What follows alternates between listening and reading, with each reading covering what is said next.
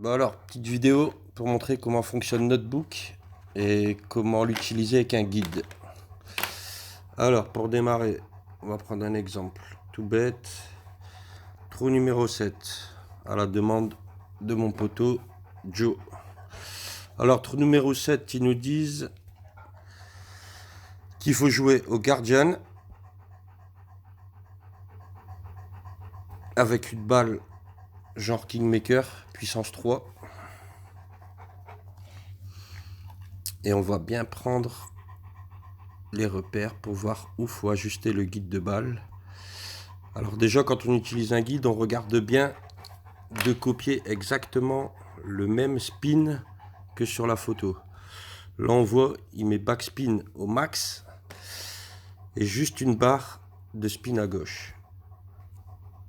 Donc déjà, on va faire exactement la même chose. Et au niveau du placement, on voit bien que le bout de son guide de balle, je peux pas zoomer plus, il arrête exactement à une ligne à droite du trou. Donc, alors, pour continuer, donc au Guardian, alors Notebook. Alors le Guardian, je l'ai au niveau 6. Donc, je vais dans Notebook. Je crée un sac, Back Setup. Je clique sur plus. Hop, et je marque Guardian, comme je l'ai au niveau 6. Je tape 6. Créer. Hop. Je sélectionne le Guardian. Je le mets au niveau 6. Je l'ai cliqué, donc normalement, il est bien là. Impeccable. Donc là, je peux revenir en arrière.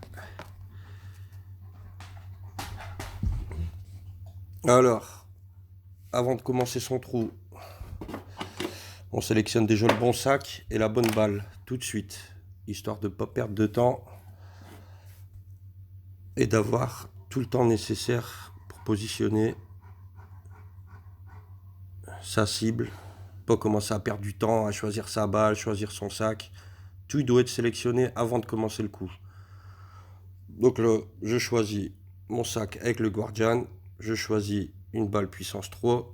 Là, en l'occurrence, j'avais pris la balle baseball parce qu'elle a une grosse résistance au vent, donc plus facile à jouer.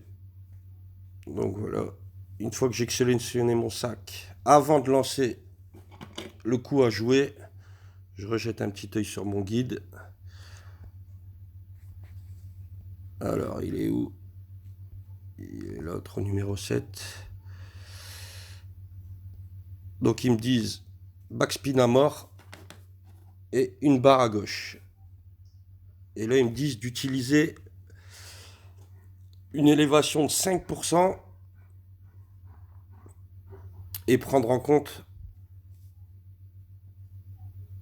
max plus. Voilà, il est écrit en dessous.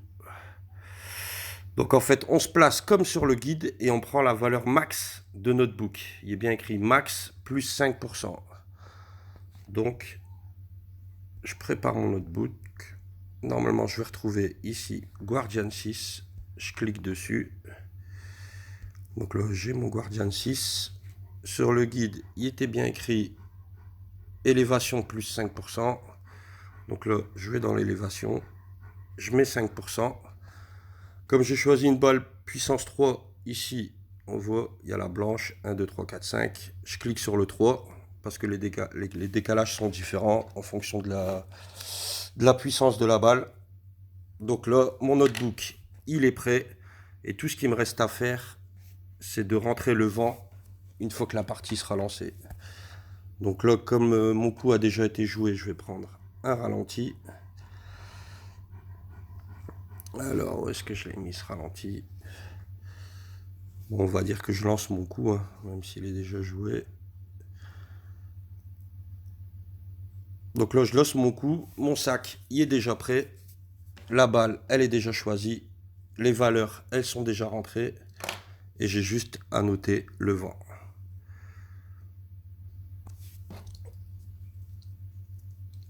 Donc voilà, trou numéro 7.